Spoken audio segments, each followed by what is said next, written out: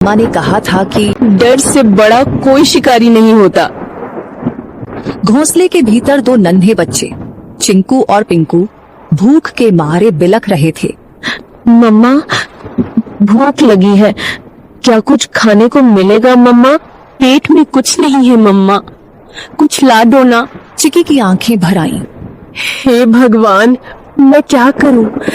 कैसे बताऊं कि बारिश शुरू हो गई है, लेकिन मेरे बच्चों का रोना मुझसे देखा नहीं जाता। भीगूंगी, गिरूंगी, चाहे जो हो, लेकिन इन्हें भूखा नहीं देख सकती। रुको मेरे लाल, मम्मा कुछ ले आएगी, चाहे जान ही क्यों ना चली जाए। परंतु एक बात याद रखना, जब तक मैं नहीं आऊं, घोंसले में से बाहर भी मत देखना। हाँ, बाहर भी मत निकलना, समझ गए ना?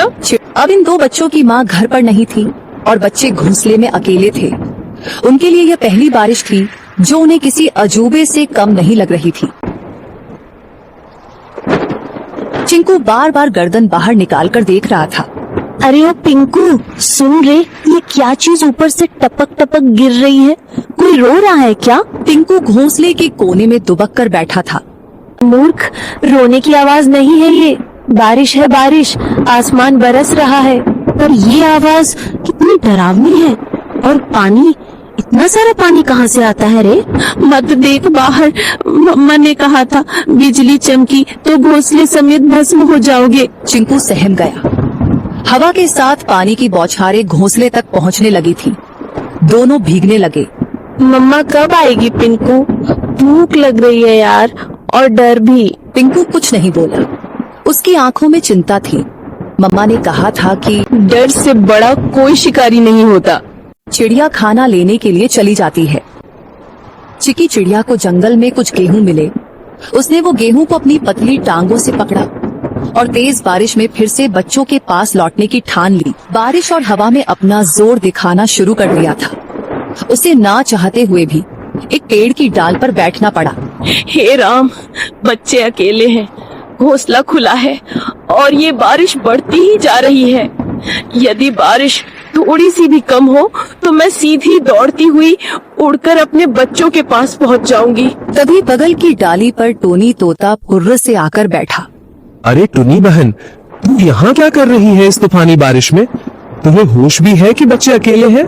टोनी भाई, क्या करूं, उड़ नहीं पा रही, पंख गीले हो गए हैं। बहन, कल की बात बताऊं, मैं कबूतर बहन के घोंसले के पास से जा रहा था। क्या हुआ वहाँ? बहन, एक सांप आया था, बहुत लंबा और काला। चुपचाप डालियों के पीछे पीछे सरकता हुआ सीधा घोंसले तक पहुँच गया। किसी ने देखा नहीं? मैंने देखा, मैं ऊपर ही उड़ रहा था। जब देखा कि सांप कबूतर के बच्चों के ऊपर झपटा, मैं चीखा जोर से, सांप सांप। सब पक्षी इकट्ठा हो गए, लेकिन तब तक बहुत देर हो चुकी थी। वो दो बच्चों को निगल गया बहन। चिकी सन्न रह गई। टोनी का चेहरा भावुक हो उठा। और जब कबूतर बहन आई ना, वो तो जैसे पगला गई थी।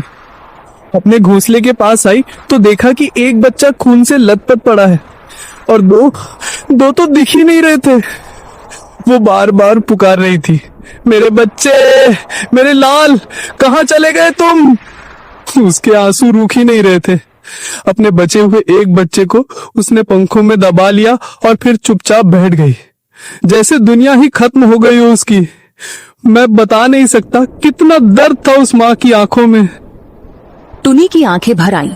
टोनी बोला, तू समझ रही है ना बहन, ये बारिश सिर्फ पानी नहीं लाती, भूख से तड़पते शिकारी भी लाती है। जल्दी निकल।